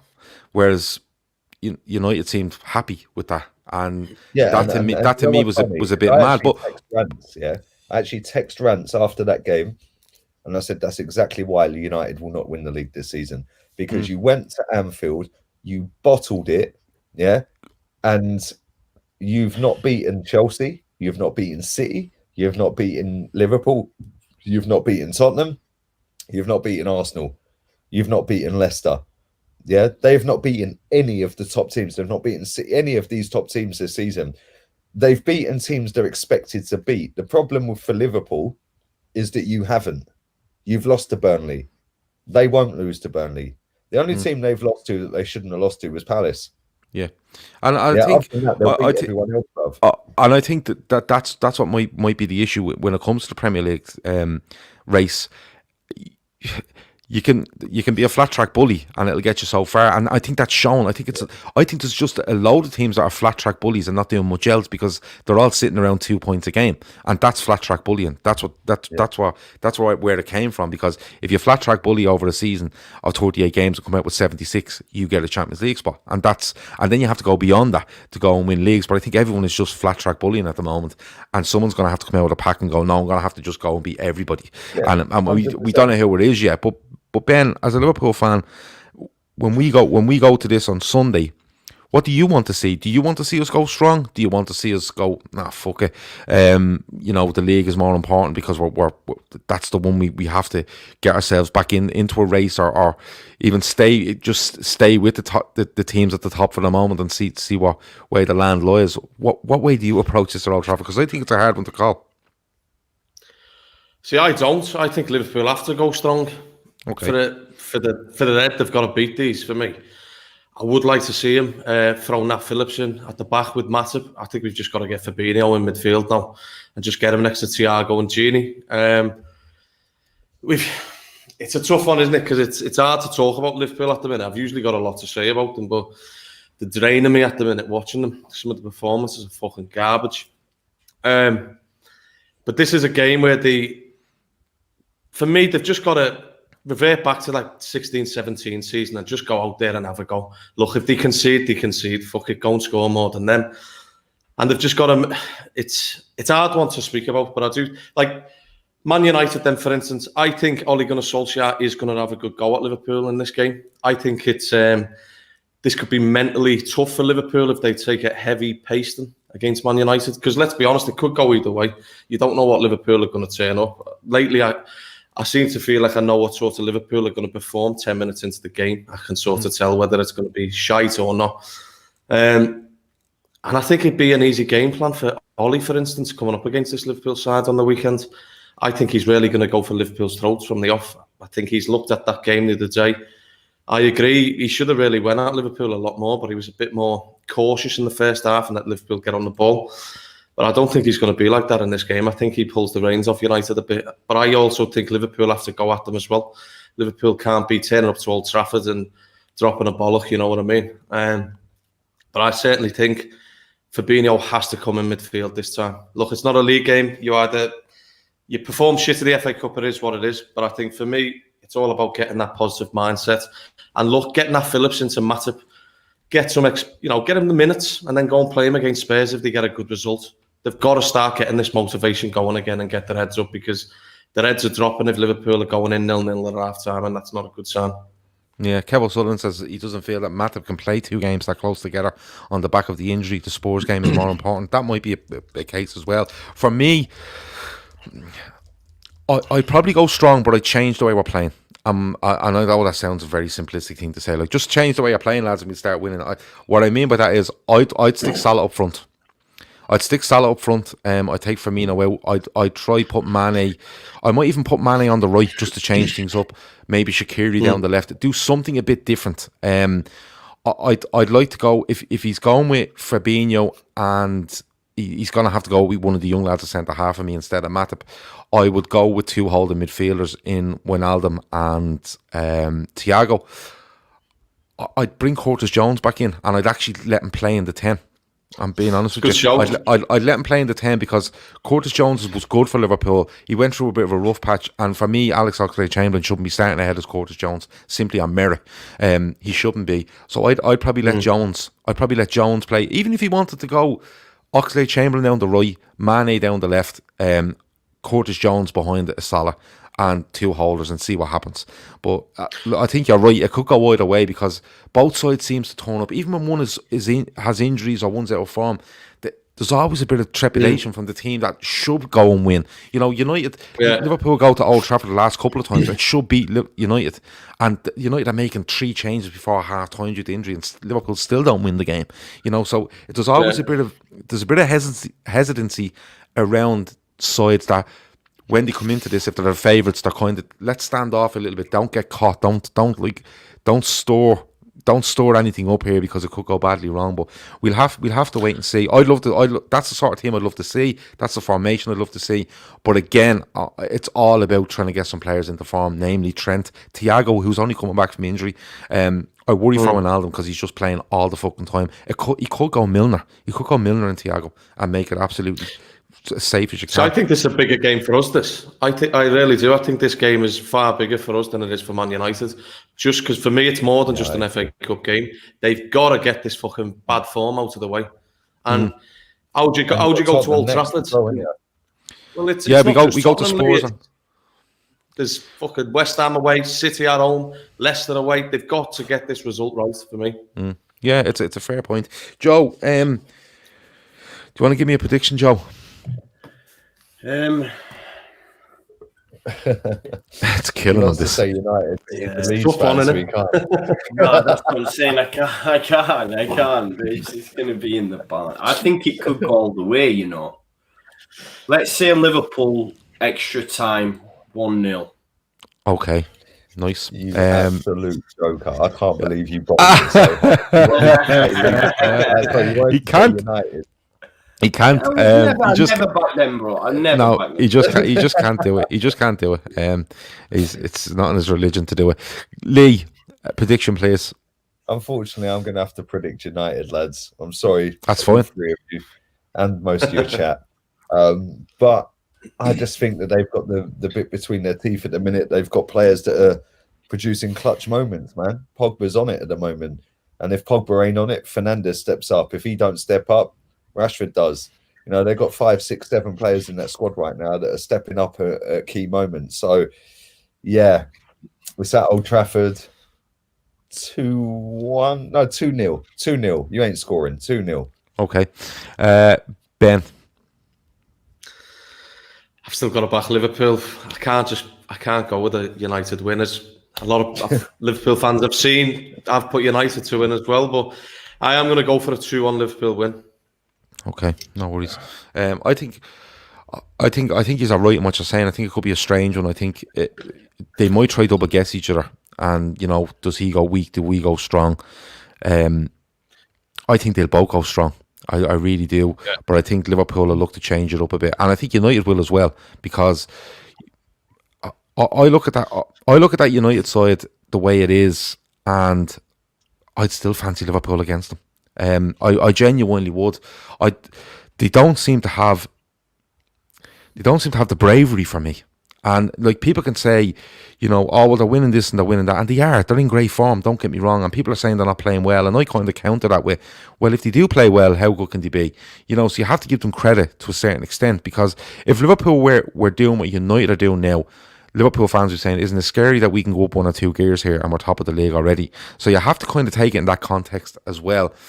But if I'm a United fan, I want to see them be braver. And it's just heavy. Like, if you think Anfield last week was an opportunity with the centre half situation that we had and players missing, this is a much bigger opportunity, because Liverpool have drawn with you, lost to fucking Burnley, and are now turning up with possibly a young centre half in with Fabinho. THIAGO's still coming back to fitness. Trent has been in horrendous form. The front three haven't scored in 5 games, so this is an even bigger opportunity to go and attack Liverpool. So we'll have to wait and see. But I'm going to go 2-1 Liverpool. I'm going to go 2-1 Liverpool. You're so biased. No, I'll tell you why. I think. I love your positivity, man. I think Ole will. Mad. You're supporting the best team in the league, by the way. Yeah, I know. Yeah, I know. All things being equal, I think we are. But I think that the Burnley one would have stung, because it's that home record. I think that there's much more of a backlash off that than the previous 4 or 5 results for me. And I think it's like the players need a kick. You know what I mean? Now, there is stuff about what's in their legs and stuff, but they need a kick, and I think this might be something to prove. And I think Liverpool are very good when it comes to something to prove and reacting to adversity, like I've said before. Now, you can point at the last 5 games and go, what's all that about? I've already explained that there's loads of issues around it, but I just have a feeling that the risks that both sides or both managers might take in their lineup, and that might affect it, and I think Liverpool might just come out on top. Having said that, I could be sitting here on Sunday night with Grizz, Shawnee and Keith, and we've lost 3-0, and I'm hankering for cans, like I'm fucking strung out waiting for them on cold turkey on cans. But I don't know, but I'm like Ben, I struggle not to back Liverpool, simply because we're in a bad run of form, 5 games or 6 games or whatever it might be. But I remember what Liverpool can do to you. I remember how Liverpool can play, and how mentally strong they are, and how they can bounce back. So, you guys, this question, right? Mm-hmm. Because Rance came up with some good points earlier about their system merchants and and football now. Did he explain that term to you? No. Do you know what it is, right? Trent Alexander-Arnold can't defend. Yeah, he can't defend. He's one of the worst right backs defensively in the league for me. Yeah, and I've got Hector Bellerin at my club, and I'm saying that, bruv, yeah. But going forward, he's been so good for years now, yeah. This season, he's been shocking, right? You've got Robertson, who I personally would put down as the best left back in the world. I agree. Again, going forward, he's been shocking. Yeah. You've got Virgil van Dijk, I'd have as the best centre back in the world. He's out injured. You've got Henderson, who's massively underrated in this league. He's playing at centre back, or he's out injured, or he's playing here, there, and everywhere. Yeah. You've then got Shaqiri in the team, who he's having a fucking party, bruv. He shouldn't even be at Liverpool. Let's be real, he ain't good enough, right? Then you've got Salah, who, let's be real, has got no technical ability. He ain't got a right foot, and he just runs in straight lines. But his goal scoring record, he is an elite, world class goal scorer, but he's not an elite, world class footballer. Yeah, same with Aubameyang. Aubameyang's an elite, world class goal scorer, but a bang average footballer. Yeah. And that's what I'm saying about system merchants, with all due respect, because Klopp knows modern football and has got a team with the best players for the system to fit that system. So yeah, but you see, Lee, and I'm not trying you can call Liverpool or system merchants. That must be a new thing, is it, for the kids? But I've triggered you. I can tell. He's deepened his voice. Look, lads, go on. You can absolutely call them system merchants, but like, how do I put this? I wish I had a system merchant manager. No, but the thing is, like, But the thing is, that's an accusation that you throw at someone that, you know, he doesn't know any different. Don't get me wrong. If Virgil van Dijk was in this side, and Joe Gomez was in this side, and Henderson was in this side in midfield, and Fabinho, and everyone was where they were meant to be, right? Yes, and Liverpool weren't winning, and Liverpool were in this run of form. I would absolutely... No, but this is what I'm saying to you. To throw it out about the system, I think is a bit naive, and this is why. If all them players are in there, and they're not winning, and they're in this run of form, I would say, yes, system merchants, because their system is no longer working here and they can't seem to get out of it, okay? Yeah. Because they're drilled on this system, right? What's actually happening with Liverpool is their system is the same, okay? But the way it's working is completely and utterly different. Trent Alexander-Arnold is in a bad run of form, but he's massively affected by the fact that Jordan Henderson isn't in the side. And I will argue that point till the fucking cows come home. And so is Mo Salah. Because what Jordan Henderson does for that Liverpool side when he's in there, in that position off the right of a three in midfield, is... Go to Anfield and watch them when they do this, and you will see it. Right? So do I. But what I'm saying to you is, you cannot blame a system, because you can try everything. The predicament we're in at the moment, you can try all sorts of shit, right? And if Klopp comes out and does go, I'm going 4-4-2, I'm going 3 at the back, people will go, oh, look, I'm playing all these different systems. He's bottling it, he's rattled, or whatever the fuck all these people say nowadays, right? And but that's what we're throwing at him. So he can't win in this situation. What's happening? Go on. I'll let you finish. Go on. But what's happening is they are missing so many players in this system that's called. It's not that they can't play a different system. They can. But when you look at who's missing, and then you look at the effect it's having on other players, it's huge in this team. Like, I'll put it to you this way. If you want to call Liverpool a system merchants, as you call them, right? I'll offer you 7, 8 or 9 Liverpool players. Would you turn them down because your team might play a different system? Team gets in, most of your team. If we picked a combined 11 right now, yeah, I don't think anyone gets in your team from Arsenal, bruv. Okay, but what I'm saying to you is, based on reputation, based on current form, there'll be players that get in. Yeah, but if we did a combined 11, I'd be struggling, bruv. The reason I was saying system merchants, and I was saying it loosely. Listen, I can't chat shit to anyone, bruv. Yeah, we're 10th, right? I know we're crap. My point is, you just said, yeah, but we got this player missing, we got that player missing, we got that player.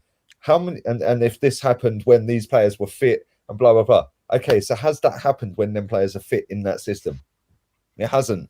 So the first time you get players that are injured, like Van Dijk, you're then playing Henderson at centre back with Fabinho. Trent then looks dog shit because he ain't got Henderson there. Salah's goals have dried up. You surely can't compare, because your system is only good with the system merchants, which was with all due respect, the Hendersons, the Van Dijks, the Fabinhos in their right positions, which then makes the rest of your team. You're a well-oiled machine, and when you've got every single one of that 11, I can pick your 11. But I see your point, right? When 3 are injured, you're fucked. But I see your point, right? I don't get why that's a negative. I'm struggling to understand why that's a negative. Because when it's a negative, they go from being dominant champions down to they're sitting in 4th, and if Tottenham beat them, they could potentially be 7th. Right. So the only way they get around that is by what? By having 2 Virgil van Dijks. No, but you see the I don't understand it though, because that's like Leeds United. Like when one falls, it's not as good as and this is the thing. So that's always going to be the case, regardless if they're a system merchant or you just have wonderful players. When someone drops out, the one that comes in is going to be worse. I don't. But you see, the thing for me is that, like, everyone sees this as a Liverpool 4-3-3, and when you watch them on the pitch, it's actually not, right? It's not. I've seen them in lined up as 4-3-3, and they actually play 4-2-4 and all sorts of stuff. What I'm saying is, you can't point at systems. Don't get me wrong. If Liverpool are missing Virgil van Dijk and Joe Gomez, they're playing 2 centre backs there. You go, system's not working because you brought 2 centre backs in, and the system is they're system merchants, right? They're playing midfielders at the back, right? So in order for you to do that, your system must change, because your system must protect these people. So the system has changed, the players has changed. The players are playing at our position, right? It is part of what's gone on. There's other issues there. I think form is another issue. No. But Gav, you're misunderstanding what I'm saying. I'm not having a dig at Liverpool. Listen, I'd love to have been in Liverpool's position. Champions League finals, winning titles, coming second by 1 point, wherever it was. Yeah, and then go and dominated the next season. What I'm saying is, you've only got one system that works properly, and that is when Salah has got Henderson to the right of midfield, with Trent behind, with Van Dijk to the right, and Gomez, whoever it may be, Matip, whoever. Yeah. Soon as you get 3 injuries in your team, that's it. It's done. Yeah. But and that's you drop, the same for any team, Lee. but you drop from 1st to 7th if you lose to Tottenham. Yeah. But that's the same for any team. 12 months, and that's what I'm saying. If you, I understand what you're saying, Joe. But if you I can't get my head around it though, because no, but if you have a backup, it's going to be a backup. They're not going to be as good as Van Dijk. Yeah. So why don't you have a Van Dijk next to a Van Dijk? Why has it got to be Matip or Gomez? Because as soon as you get a couple of them injured, and this is what I said very early on in the show, I'm shocked you never went and bought a centre back in the summer, because you were literally one Van Dijk injury away from that whole defence. And listen, let's be real here. Yeah, your defence now, and it might be just coincidence, whatever it may be, your defence now is nowhere near as good as it was before Van Dijk joined Liverpool. It's gone back to near what it was before Van Dijk came to you guys. And I'm not taking the piss. I'm not trying to come across. Well, I disagree. I completely disagree, because if you look at the amount, better than I do. I'm just looking from an outside. Well, if you look at the amount of goals Liverpool have conceded since Virgil van Dijk has not been in the side, it's actually not a bad defensive record, believe it or not. We've actually been good at the back, right? And this system, you cannot tell me that Liverpool's system with these players in it is the same system as if Liverpool had everyone fit. It's completely not the same system. It's completely not the same system.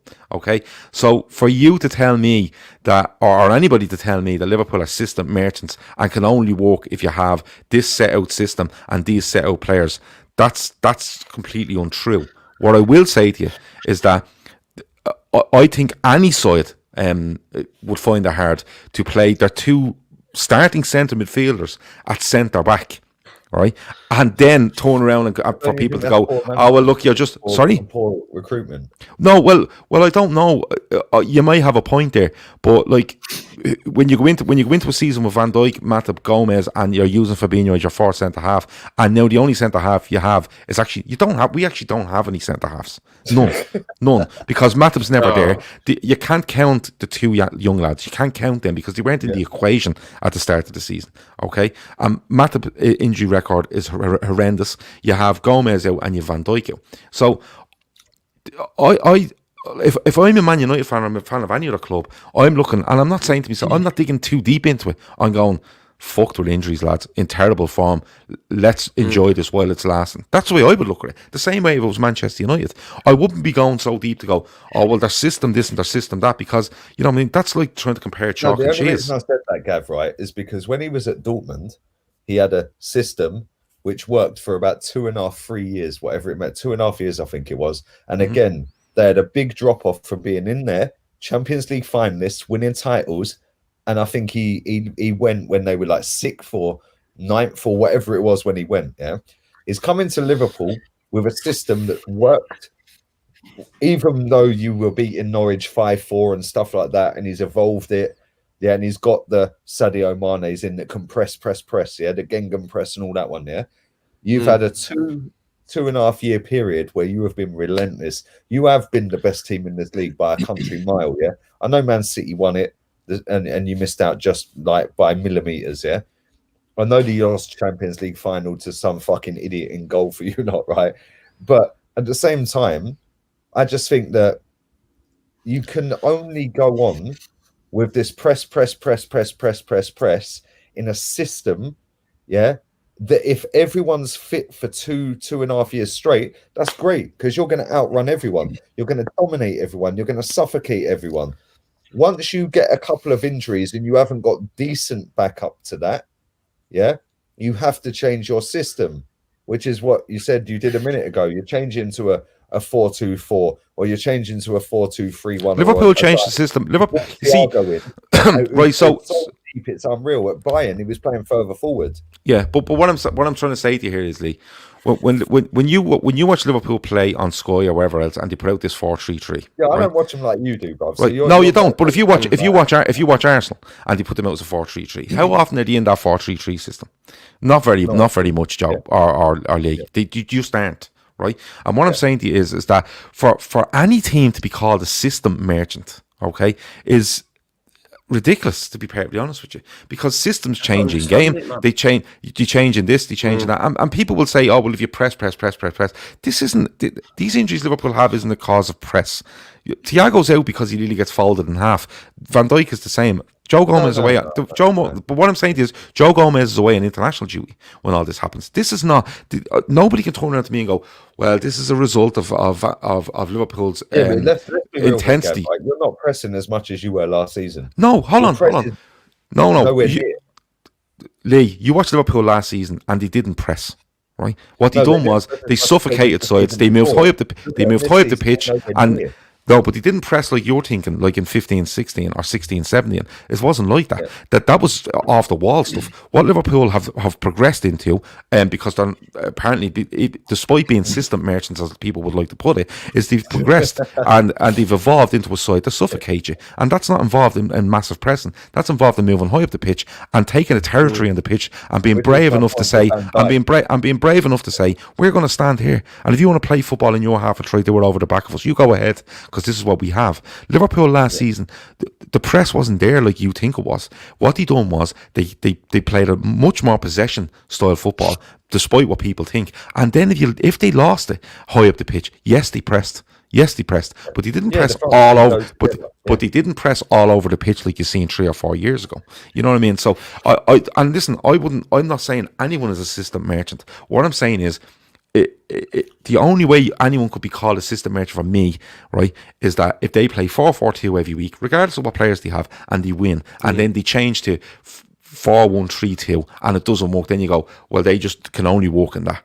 But you have to caveat with the players are available, and obviously the players that are available, and the form that you're in. It's a simple lack of form with Liverpool. But look, we could go on all night about this. We really, really could. Let's just make that clear. I'm not trying to mug Liverpool off. We're 10th, bro. I'm not saying that. I'm just. I don't think you are either. But I think it's like what's happened to Liverpool, right? Like you say, you've got Matip, Virgil van Dijk, Gomez, and then you've got Fabinho who can fill in that for me is enough with no injuries. If you to then basically what the point is, like saying, oh well, we best get another world-class centre-back in just in case these 4 that are ahead of him do get injured. Then if they all got injured, or let's say they're all fit, then what does this guy do? I'm not fucking getting any games. No, but they were linked with Koulibaly. If they put Koulibaly next to Van Dijk, Matip, you can sit back down in reserves, mate. Yeah, but Liverpool are not signing Koulibaly. That's nothing to do with being a system. What does that do about being a system? No, because my point is that when you've got Van Dijk, he's the only centre back in that team that can say, "Yo, look at how Liverpool were before Van Dijk joined them, and look at how they are since he's gone there." Him and Alisson basically completely changed their defence by the fact that they've gone in there, and Van Dijk is so good talking. He actually raises the game of others. Johnny Evans is another example to a lower degree or a lesser degree at Leicester. You ask any Leicester fan, they'll say, yo, every time Soyuncu's been next to him, Johnny Evans has made him better. Fofana's gone in there, Johnny Evans. The one constant is Johnny Evans. With Van Dijk for me is the best defender in the world, best centre-back in the world. But the problem is, as soon as you take Van Dijk out of that team, the backup is Matip, or Lovren, or whoever it was you had at the time. But who would you like to be backup? Henderson. But who would you like to be backup? But this is what I'm saying. This isn't a case of losing your 2 centre backs and having backup. This is 2 centre halves, your backup, and then your backup goes missing. You know, and then people make accusations against Liverpool. You both agree that you should have signed a centre back in the summer. Do you know something? I was actually on board with having those 3 at centre half and Fabinho as the 4th for the simple reason I thought he had something in mind for this summer coming. Yeah. That's what I thought. But like you can, in hindsight, you can go on about the centre half situation, but it's literally taking 2 centre halves out, putting 2 more in, right, and then 2 fucking disappear. And next of all, well, Fabinho's been there the majority of the time, and then the fourth fella disappears, and there's 2 young lads there. All right, it's just one of those things, and it's not an excuse. But I won't go along with people having. You can absolutely have a go at Liverpool, laugh at Liverpool, be a bit. No, I know you're not. I know you're not. But other people will. But other people will. Other people will. Right. And I've no issue with that. I've no issue. But I think it's a bit of a stretch to throw accusations at Liverpool's formation or their ability to work outside of basically a graph that someone puts on Match of the Day on a Saturday night to show you what players are on the pitch. I think it's a bit of a stretch at that moment. If all those players were there and they were playing A, B or C system and it wasn't working, absolutely go hell for leather. Let me ask you a question, because I know you want to wrap this up and we've probably gone on way too long and I'm waffling, bruv, yeah? If you had Van Dijk, you had Henderson and Fabinho in midfield with Wijnaldum, do you think you'd be where you're at right now in the league table? Say again, give us the L3 again. If you had Fabinho and Henderson in midfield with Wijnaldum, and you had Van Dijk back at centre back all season, and none of them have had to be moved around or injured, do you think you would be sitting where you are in the league table right now? We'd be top of the league for me. That's my point, and that is exactly the thing. You don't just. It's not just the defending with Van Dijk, though. It's like, I'll tell you who explains it really well, and it's actually Mikel Arteta after the Anfield game. He's like, how do you cope with Liverpool when they suck you in and Van Dijk just goes, fuck off, pops it right over the top, straight into Salah's chest, and that's it. They're off then like the Red Arrows. Yeah. It's not just the defending. Liverpool haven't defended that bad recently, let's be honest. They haven't conceded shit tons of goals. But they're not getting the ball right out to Mane and Salah quick enough at the minute. They're passive in midfield. About Van Dijk. He is the system. He's like a THIAGO at the back, isn't he? He's got that pass in him to just bang it right over the top. That's what Liverpool are losing at the minute. You could get away with it for a few games, but now I said he's the linchpin of your football club, your football team, because without him in your team, you ain't got that diagonal. You can't push 35 yards further up the pitch or 20 yards further up the pitch, which means you ain't got Salah and Mane running one-on-one, which means you get a low block against you every time. And when you've got a low block against you, what are you going to do? Because Salah can't dribble. Yeah, that's personnel, right? Lee, listen, Lee. It's not, no, bro, because it's not. You're saying if you had these players, would you be top? Well, yeah, any side would. Like, Man United now, let's take out Pogba, let's take out Bruno Fernandes, let's take out Rashford. Would they be top? No, they wouldn't. That's nothing to do with the system. It's personnel. I don't understand. Joe, Arsenal, for example, Arsenal got Mikel Arteta playing fucking low block, defensive, boring shit football and ruining one of the best strikers in the league. Dog shit footballer, top class striker. Yeah, Aubameyang. He's ruining him.